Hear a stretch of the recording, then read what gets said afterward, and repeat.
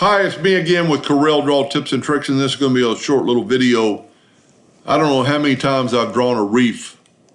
In the night I was looking through DA fonts, and I found a font that is Wreath. Some of them aren't perfect, like this is pretty bad, but those could be cleaned up and at least give you a start. Some of them are pretty incredible. They're vector artwork. So all you do is go to dafonts.com, and I just went right here to shapes, and there it is right there. And just download that font and you've got it. And I was just looking through, there's another one. It's so easy, just go to click on it, double click on it, let it load up, open it up, go to normally the larger file, Spring Romance, and hit install. Takes just a second, and now you have that font.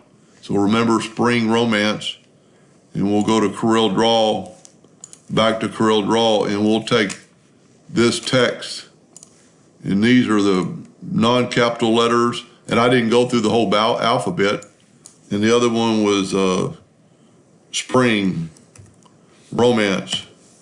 I mean, look at that. That quick, you have two fonts that are you could use at your discretion, and some of them are maybe not so good, and some of them are really good.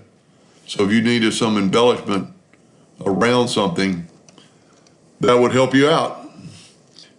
Anyway, so don't forget dafonts.com.